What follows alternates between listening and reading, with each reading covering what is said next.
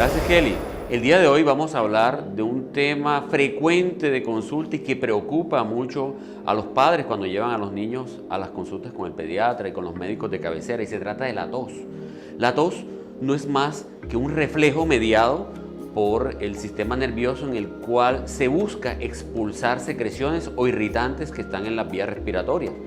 Para realizar la tos, el cuerpo realiza una inspiración forzada, llena los pulmones de aire y lo expulsa a través de una glotis cerrada, produciendo un sonido que puede tener diferentes tonos bajos, medios o altos, que puede ser ocasional, frecuente o persistente, lo que puede llegar a limitar las funciones y la actividad cotidiana de la persona, generando ansiedad, angustia y necesidad de buscar medicación o de consultar a profesionales para buscar la resolución de este problema.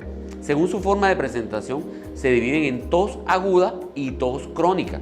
La aguda es una tos que tiene menos de 3 semanas de duración y la crónica es aquella tos que tiene más de 3 semanas.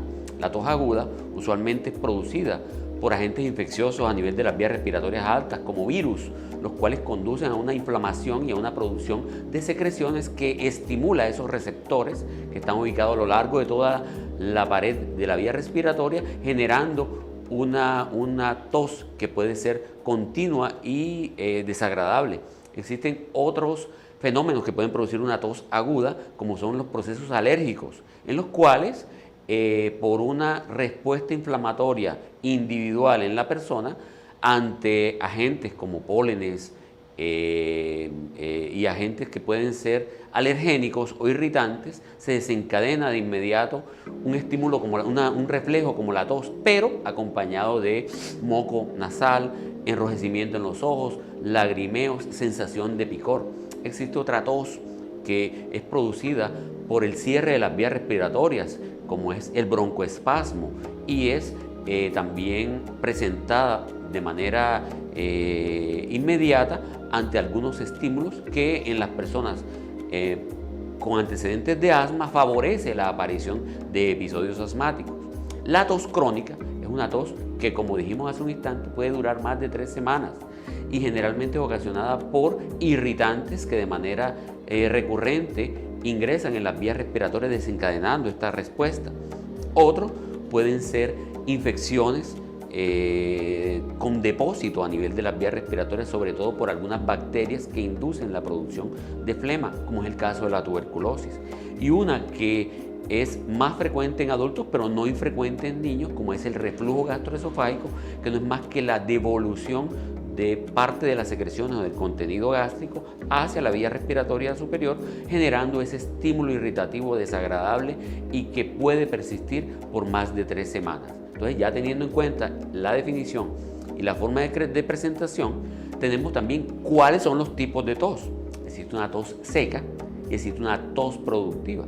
La tos seca es esa en la cual se estimulan los receptores de la tos y se va a producir un reflejo sin expulsión de aire. Es netamente por la irritación producida por los mismos virus o por elementos químicos que están en el medio ambiente.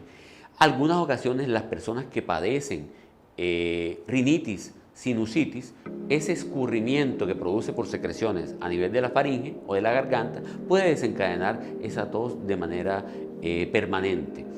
Y la tos productiva es, como su nombre lo indica, una tos que tiene flemas, en la cual por acción de los virus o bacterias irritantes, el organismo como mecanismo de defensa produce esta flema, tratando de englobar los agentes que la producen y buscando expulsarla. Entonces, en el momento que la persona tose, moviliza secreciones tanto a nivel de vías respiratorias bajas como de vías respiratorias altas, produciendo expulsión o no, y es lo que se llama la tos con flema o la tos que no desgarra. Entonces, ambas es importante clasificarlas para poder hacer un enfoque adecuado. Entonces, si miramos cuáles son las formas de presentación más frecuentes de la tos, tenemos los casos de la rinitis, rinosinusitis, laringitis o croup, que se presenta en los niños menores de 5 años, y las infecciones respiratorias bajas, entre las cuales están las bronquitis y las neumonías. Existen algunas enfermedades que no son del aparato respiratorio, sino del aparato cardiovascular, las cuales pueden producir tos por irritación de receptores a nivel del corazón y de las capas que cubren el corazón. Y eso es necesario identificarlo. Existen otros mecanismos de tos que pueden tener un componente mental o emocional, y son las toses psicógenas o por ansiedad, que de igual manera deben ser identificadas. Entonces, ya con este preámbulo, ¿cómo se debe hacer la evaluación de la tos? Es necesario que al consultar al médico se haga una buena historia clínica para definir el tiempo de evolución y su forma de presentación, si es seca o si es húmeda, y si puede tener un componente que es cardíaco, pulmonar o cerebral. Teniendo en cuenta esto, existe una derivación hacia cada una de las especialidades de la medicina. Si es el caso de las vías respiratorias altas, puedes requerir el manejo por el médico, que es el otorrinolaringólogo. Si es un componente alérgico, puede requerir la evaluación diagnóstica para determinar una causa por alergia, en este caso evaluado por el alergólogo. En el caso de infecciones respiratorias, puede ser por el pediatra o por el neumólogo, y de manera clave el paciente, sobre todo el que tiene broncoobstrucción o asma, es necesario identificarlo. En muchas ocasiones el que sufre reflujo gastroesofágico requiere la evaluación complementaria con el gastroenterólogo pediatra o el gastroenterólogo de adultos, en el caso de los adultos.